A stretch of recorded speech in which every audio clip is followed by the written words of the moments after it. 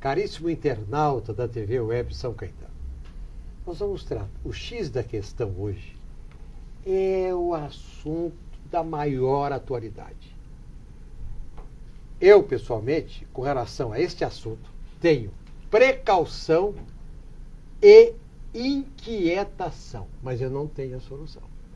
É por isso que nós convocamos o escritor, o advogado e o vereador da Câmara Municipal de São Caetano, o Dr. Éder Xavier. Quem sabe a gente arranque a solução daqui. O que eu estou dizendo?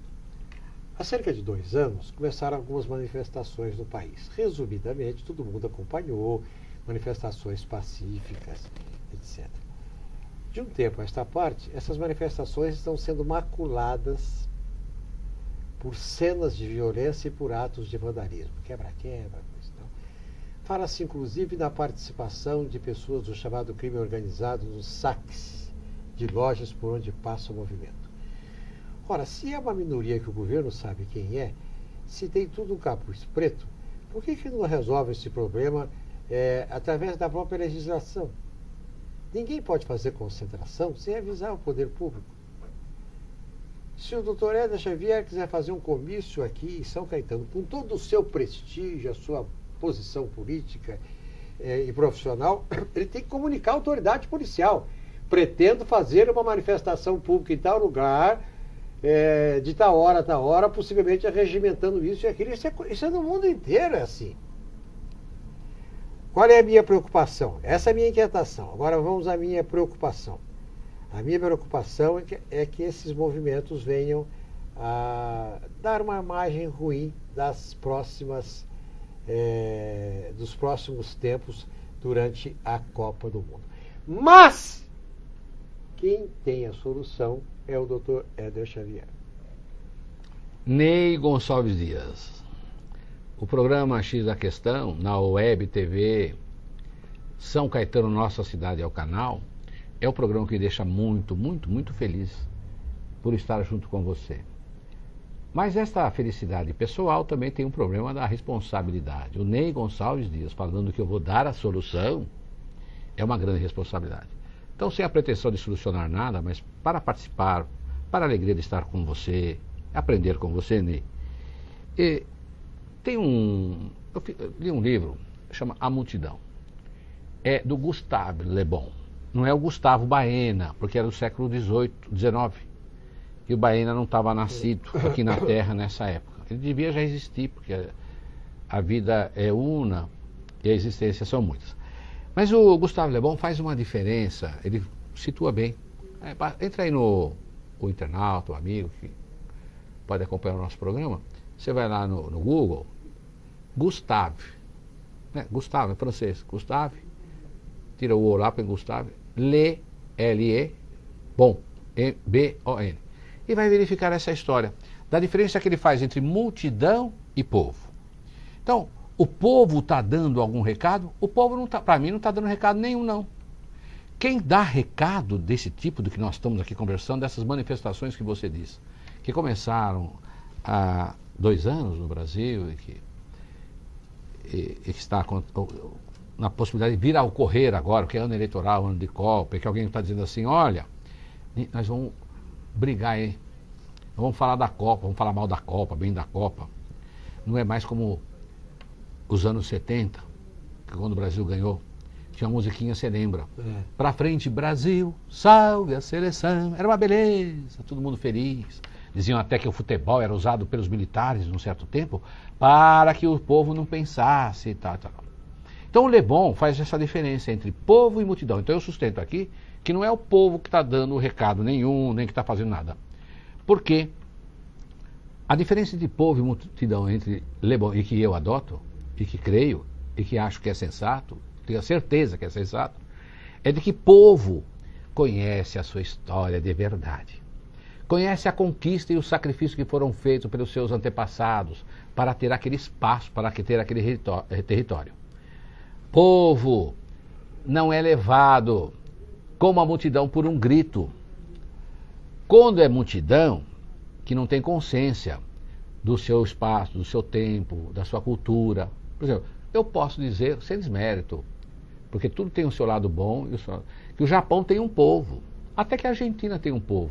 Agora eu pergunto para você, não vou pegar só essa frase fora do contexto e falar, olha o que o Éder falou, não. Dentro do contexto, será que no Brasil nós temos um povo ou temos uma grande multidão? Um outro sociólogo brasileiro diz que nós temos 2/3 de multidão e 1/3 de povo. 2/3 conduzido por o grito daquele: eu sou o salvador da pátria. Eu sou o líder dos operários. Ele grita alto, através dos veículos de comunicação, que também usam o povo como massa de manobra. E se tornam portentosos veículos de comunicação. Eu sou dos professores. Eu sou do sindicato. Eu sou... E vem então aqueles messias, aqueles poderosos, que conduz por grito multidão. E aí, esse poderoso, esse que está conduzindo a multidão, ele toma conta da multidão, sim. O que ele falar, a multidão faz. Vota em mim. Basta fazer um discurso, ter marqueteiro bom, tudo bem. Agora, o povo é diferente. O povo tem consciência, mas o povo é tudo dividido. Ah, eu sou povo, eu tenho um pouquinho mais de cultura, um pouquinho mais de dinheirinho, mas eu não gosto de você não, Ney. Eu não vou ficar perto de você não. Você tem um carro que eu não tenho. Teu filho namorou com a minha filha. 1/3 não é unido. Se fosse, como é a multidão unida através do grito de um falso líder, então as coisas seriam diferentes. Então eu não entendo que o povo está dando recado. É uma multidão que alguém do povo mais conhecido, que tem poder de comunicação e dinheirinho, vai dirigir a multidão para cá ou para lá. No Brasil, não consegue fazer isto. Vê agora o que está tendo lá na Europa, em outros países. Ali é povo. Mas você está desmerecendo o Brasil? Não, o Brasil é o país realmente do futuro, se nós quisermos termos esta consciência. Ney, olha, a nossa nação é miscigenada. Quantas raças vieram para cá? E cada uma trouxe a sua contribuição. Por isso, no mundo todo, nós somos advogados. Ah, o direito alemão, o direito não sei da onde, da Espanha. Olha aqui, nós estamos criando muita coisa por causa da miscigenação. Temos o lado bom, né? Se não temos um povo ainda definido, temos esse lado, resultado da miscigenação de muitas raças que vieram para cá, trouxeram as contribuições. Nós assambarcamos Tupiniquim e Tupinambá. Aliás, tem mais Tupinambá no Brasil do que Tupiniquim. Nós assimilamos isso e estamos hoje já dando os passos como povo para fora do país, no sentido de influenciar o direito, os grandes conceitos jurídicos de empresa, de empresário. Grandes empresas nossas estão dominando hoje parte da distribuição de produtos, de comércio, da indústria do mundo todo. Então, só para situar, não vejo que nós teremos este ano, haverá muitas manifestações, mas para mim é uma multidão que está sendo conduzida por este ou aquele, normalmente falsos líderes, que têm interesse só do mesmo grupo. Doutor Éder Xavier, o X da questão registra o seguinte: de um lado, nós temos manifestações públicas que, como disse o senhor, são realizadas, podem ser realizadas com 2/3 de uma multidão e 1/3 dividido de povo. Qual seria o outro instrumento que o povo tem? Não tem. O outro instrumento são as eleições. Então eu pergunto ao senhor o seguinte: além do recado das ruas, as pessoas já se deram conta do recado das urnas ou já esqueceram do recado das urnas? Esse que é o problema. Quando você decide, quando as urnas... Porque tem um conceito também muito estúpido, viu? Que está se passando há muito tempo. Acho que você já ouviu muito falar nisso. O recado das urnas. O nhenhenhen das ruas. Não sei o que lá das urnas. Ô, Ney, nós sabemos. Mesmo que não tivesse na Constituição, o certo é que todo o governo deve ser materializado o ideário através da vontade do povo, não é isso? Todo o poder emana do povo e em seu nome é exercido, ou deveria ser exercido em nome. Agora, que povo? Não, o poder deve ser materializado e exercido de acordo com aquilo, com o ideário, o espírito que norteia o povo, ou a multidão. Então, alguém ganha as eleições. Foi conduzido por um povo ou foi conduzido pelos 2/3, aquele resultado das urnas? Se foi pela multidão, então quem a multidão elegeu não tem consciência de nada. O povo esquece porque ele também não vai alimentar a lembrança do povo. Olha, vocês votaram em mim, povo, porque eu prometi isso, isso, isso. No outro dia ele está fazendo tudo errado e está criando situações para você esquecer o que ele prometeu. Porque não foi eleito. Então, não foi eleito pelo povo, não. Foi eleito por multidão. A grande maioria dos... Haverá sim um povo que, ainda que dividido, uma parcela, elege bons deputados, sim. Elege bom prefeito, sim. Elege bom... Eu não vejo ainda, tirando... Essa é uma outra discussão. Tirando o tal do Getúlio Vargas, que eu li muito, gosto muito do que aconteceu com o Getúlio Vargas. Eu não vi bem o povo brasileiro, por isso a multidão brasileira, não, ter eleito um outro presidente da estatura. Então, mas até prefeitos, deputados, estadual, federal, eu imagino que parte do povo consciente elege para defender essa aquela tese, e ele, eleito, não faz com que o povo, pela sua prática, pelo seu dia a dia, não faz com que o povo esqueça. Mas, principalmente prefeito, viu? Prefeito é eleito por multidão. Ele toma posse em janeiro, fevereiro ele está fazendo tudo errado, e a multidão também esquece por que elegeu aquele camarada e o que vai cobrar daquele prefeito. Então, os políticos acabam... Não é que eles acabam não entendendo o anseio da população. Eles sabem que podem modificar, podem conduzir com massa de manobra a multidão. Então, não há respeito nem entre a multidão, pelo que foi prometido nas eleições, não obedece o mando das urnas, que as urnas não sugerem nada, urna não deu orientação, urna manda. O povo vota e fala, eu quero isso. Então, na minha cidade, o povo foi lá e disse assim, olha, 63% muda. Eu pergunto, será que mudou alguma coisa? Então, realmente, Ney, multidão não cobra nada. E eleito por multidão não tem responsabilidade nenhuma, sabe que pode conduzir as massas. Fica tudo muito difícil e nesse ano, não sei se alguém está entendendo, os líderes nossos, os poderosos. Ney, tem uma coisa engraçada. Quando eu era mocinho, deputado entregava um cartãozinho assim, eu sou deputado, você é meu convidado para entrar na Assembleia Legislativa. A gente colocava aquilo no bolso, até plastificava, põe um plastiquinho, nem tem a plastificação daquele momento, e em qualquer lugar. Aí se a polícia me prender, se acontecer alguma coisa, eu tiro o cartãozinho, que é um convite para ir para o deputado, lá na Assembleia, e mostro que eu tenho um amigo deputado. Então, nesse momento é a multidão que está com esse sentimento. Eu sou amigo não sei de quem, Então o povo não está exercendo o seu mando de acordo com aquilo que ele votou na urna e muito menos o eleito respeitando. Isso atrasa muito. Mas lógico que com o sofrimento, sabe, o sofrimento, as dores e as dificuldades é a mãe de toda a solução. Então nós vamos enfrentar esse ano muita dificuldade. Quem sabe aparece a solução, né? Doutor Éder, o presidente Vladimir Putin da Rússia desejou transmitir para o mundo uma imagem diferente do seu país. Mandou fazer um projeto e chegou à conclusão que era inviável, porque em alguns lugares ele teria dificuldade em divulgar pela televisão e pelos jornais as vantagens. Então ele bolou o seguinte, e eu vou fazer isso através dos Jogos de Inverno em Sochi.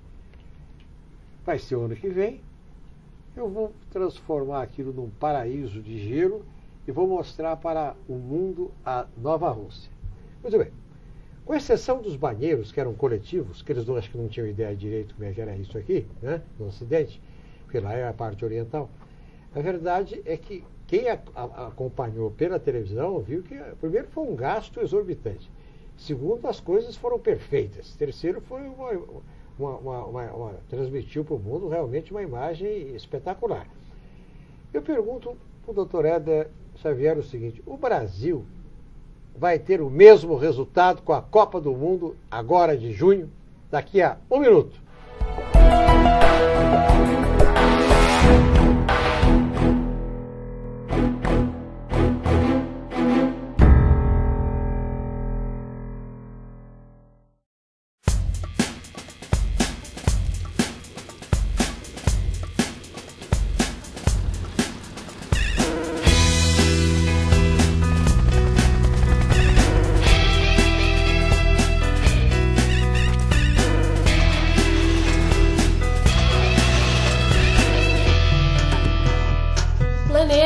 precisa do Greenpeace.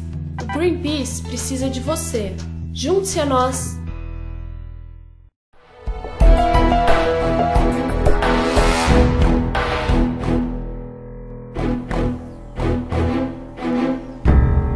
Caríssimo telespectador da TV Web São Caetano, caríssimo internauta da TV Web São Caetano, o canal da nossa cidade, o X da Questão, com o escritor, o vereador e o advogado Éder Xavier, vai tratar agora do principal problema que aflige hoje toda a população brasileira. Ou seja, como é que nós, como país, vamos passar... A gente não está nem discutindo se vai ganhar a Copa. É se vai ter segurança para chegar lá, se não vai dar vexame. Doutor Éder, o que o senhor acha? Nós sustentamos no outro bloco a tese de que há uma história de multidão e de povo. Né? A multidão segue um grito e os seus governantes dominam a multidão, 2/3 da população brasileira. E o povo é 1/3 e 1/3 dividido. Então, você vê, por exemplo, lá em Sochi, na Rússia, nós temos... aqueles jogos do inverno, como você também comentou, e aí o Putin falou assim, vou mostrar isso para o mundo, gastou um montão de dinheiro. É lógico que também lá, o dirigente eleito, ele pensa assim, se eu mostrar uma porção de coisas bonitas, de poder, e foi muito bonito, alto investimento, o mundo se volta para a Rússia, e também o povo, o russo, ufano, alegre, contente e feliz, vai endeusar o Putin e talvez ele fique mais uma vez, 2, 3, assim por diante. Bom, agora voltamos para o Brasil pegando aquela experiência lá. Na Venezuela está acontecendo uma luta entre povo e multidão. O Chávez chegou lá, falou uma porção de coisa, estimulou a tal da multidão e aí então endeusaram o tal do moço, agora ficou o outro lá, presidente, mas está havendo esse embate. Na Ucrânia também. Eu vejo que na Ucrânia é uma situação um pouquinho diferente, ou seja, lá não é só 2/3, talvez seja o contrário, ao contrário, 2/3 é povo e 1/3 só multidão. Então, vamos pegar essas experiências e traz aqui para o Brasil, porque a história da Copa aqui no Brasil, se nós vamos passar ou não passar o vexame. O Brasil também caminha na estrada evolutória, na evolução. Então nós estamos crescendo o número de povo e diminuindo o povo de multidão. Ora, haverá um embate, porque é modificação. É o misoneísmo, medo da mudança, as coisas todas. Então eu vejo que agora tem uma grande oportunidade para este embate entre povo e multidão. E eu penso que haverá muitas coisas, Ney, e que nós vamos pagar o preço. Eu penso que o Brasil vai passar, não é que ganhou a Copa, não só de futebol, esporte, mas vai passar para o mundo uma grande indagação. É um país sério, aquele negócio do De Gaulle, aquela coisa, será quem falou aquilo? É um país realmente que agora está deixando os espaços de país subdesenvolvido, em desenvolvimento, e agora ele tem possibilidade de estar no G7, G8, vamos aumentar. Então essa indagação está evidentemente no ar, é natural, mas o que eu penso que nós vamos passar não é muita segurança, no sentido de que é um país, sim, que tem mais povo do que multidão. Haverá esse embate, até que o resultado do embate será o nosso crescimento. Como disse, a força da mudança está nas dificuldades, está no sofrimento, porque a solução, a dor, o sofrimento, as dificuldades é a mãe de toda a solução. Então, objetivamente, haverá muita manifestação, e já está a manifestação. Mas também, olha, já tem um comentário por aí, que lá em Sochi, que fez o que fez, até já está pronto o estádio para a próxima Copa do Mundo, que será na Rússia. Não é isso? E parece, já estão fazendo assim, olha, só que tem uma coisa. O estádio todo feito na Rússia para a Copa, daqui para a próxima Copa, o estádio todo tem um valor de custo para o governo russo, tem um valor de custo menor do que a cobertura do estádio lá de Manaus. Então, se já tem esse comentário, imagine o que vai. Então, haverá protesto. Então, depende muito da força do governo admitir e não querer. Outra coisa. Uma coisa é você querer pegar encapuçado e falar assim para ele, olha, se tiver encapuçado, você não vai fazer aí manifesto porque você vai destruir tudo, que é o Cardoso que está montando aquela lei, etc., por causa das manifestações políticas que ocorrem agora. Agora, com o mundo todo olhando o Brasil, as manifestações poderão ser a base da borrachada? Nós estamos com um grande problema. Agora, olha só, foram lutar muito o governo do PT, do senhor Lula, foi lutar muito para trazer o tal da Copa. Engraçado, no ano da eleição. Olha só, depois se ganha a Dilma, logo nós temos a Olimpíada. Parece que é tudo uma orquestração de mantença do poder para o seu PT. Não acho que é bem isso que vai acontecer. Haverá discussão política misturado com o mundo nos olhando. E com essa dificuldade toda que nós temos entre povo e multidão, eu estou tentando entender a situação financeira, moral, ética e principalmente política. Parece que as contas não fecham. Você não tá, a leitura não está clara. A cada vez que se aprofunda nessa questão da Copa, do mundo, da política do Brasil, novas dúvidas surgem. Eu queria que até você falasse com a tua experiência, o que você está vendo disso, Ney? Eu estou vendo com muita apreensão, porque eu acho que hoje, de uns tempos, no século passado, até depois da Guerra Fria, os instrumentos de segurança do mundo partiam para a ação, para o interrogatório, para o assassinato, etc, etc. Depois veio uma corrente modernizadora, que é a corrente mais leve, que é a corrente do uso da inteligência. O que eu faço? O líder popular do ABC, Gustavo Baena, está armando uma greve. Antigamente eu esperava ele sair com a greve e depois eu ia lá e massacrava os operários. Agora não. Agora eu antecipo, eu fico sabendo que ele vai fazer a greve, eu tenho gente infiltrada lá e eu tenho possibilidade de pedir para outra parte entrar em negociação antes que a greve ocorra. Esse é o processo de inteligência. Isso não está sendo usado no Brasil com relação a essa meninada. Esse pessoal vai voltar a toda na Copa do Mundo. Eles vão bloquear aeroporto, eles vão bloquear em torno do estádio. Ah, mas se for isso, tudo bem, desde que não entre no estádio. Não! Se fizer manifestação fora do estádio, a imprensa internacional vai mostrar. E se desgraçadamente morrer um torcedor, aí nós estamos perdidos. É, professor? É verdade, Ney. É verdade, verdade, verdade. Ney, se nós estamos alcançando no prato da economia, com todas as dificuldades internas que nós temos, da falta de visão estrutural do governo, para dar condições para que até a nossa criatividade, através das indústrias, com todos os problemas internos, mas assim nós já estamos ocupando espaço no cenário econômico mundial cada vez crescendo. É uma disputa de mando e poder econômico em relação ao mundo, ao planeta.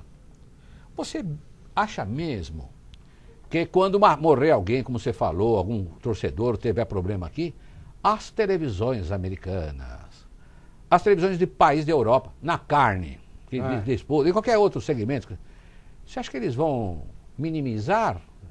A comunicação leva o que quer para onde quer? Eles vão minimizar ou vão potencializar o drama?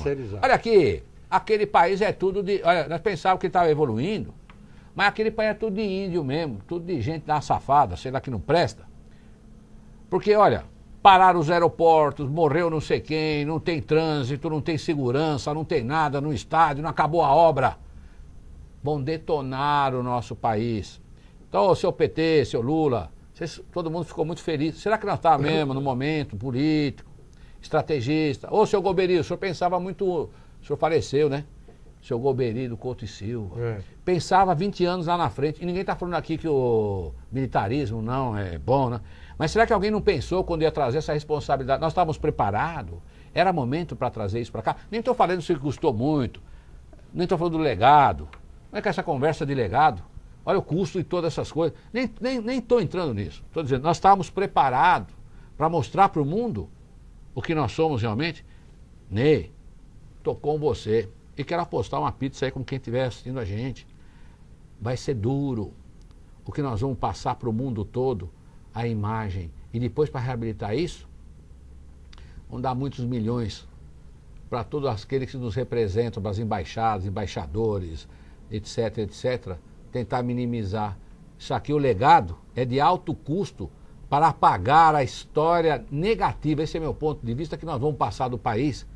Agora, se a multidão ficar feliz porque o Brasil ganhou, aí é outra história, né? Tem aquela história que quando chegou na França, Ronaldinho, Tem uma história lá quando chegou aqui, quando chegou lá, não sei o que aconteceu para a França ganhar, para outro ganhar. Eu não sei se vai acontecer isso no Brasil. Mas mesmo que aconteça isso aqui internamente, a multidão fique feliz, o preço que nós vamos pagar lá fora, com tudo que vai acontecer aqui, os caras estão só treinando. Para mim, esses camaradas que estão fazendo essas manifestações, é só treinamento para detonar mesmo na época da Copa. Vamos pagar um preço alto. Toreto, o senhor que também circula por meio político, os políticos, como é que eles ficam? Eles se fazem de desentendidos? Vão tocando a vida como se nada tivesse acontecendo? Ah, não tenha dúvida. O negócio é do imediatismo. Porque as coisas não mudam, né? Não muda. O negócio é imediatismo. Zé, é o seguinte, eu quero ver como é que eu resolvo meu problema agora, imediato. Aqui em São Caetano teve a história, o Zanetti ganhou lá, o campeão do mundo, subiu tudo no caminhão e o Zanetti andando com o Zanetti para cima e para baixo. Então, o esporte, como todas as coisas, para os políticos, é um momento que as pessoas usam, políticos, é só naquele momento. Pensar no futuro é um pouco difícil. Não é bem assim que os políticos se comportam. E a coisa no Brasil está, no Brasil e no mundo, né, também. Você vê que nós falamos do Putin lá na Rússia. Então, é um processo de evolução da humanidade. Esses problemas não estão só no aspecto da política ou dos políticos. Está em todas as organizações da sociedade humana. Nós ainda precisamos sofrer um pouquinho, abençoar e agradecer a Deus pelo sofrimento, porque só o sofrimento mesmo, as lutas, as dificuldades, este debate, esta conversa, este alerta, somos instrumentos, é que vai permitir com que a gente tenha um outro patamar e venhamos a pensar não no imediatismo dos políticos de hoje, mas tomar atos para os nossos filhos, para o futuro da civilização. O esporte da Copa, essa Copa, esse futebol, ainda vai nos fazer sofrer bastante para aprender e, evidentemente, para evoluir. Como diretor, Ed, por favor, fecha aqui, Ed, close-up, aqui o nosso personagem. Este é o Daniel Filho, chefe do Gustavo Baena. Fecha aqui, Ed, Éder Xavier, aqui, fechou.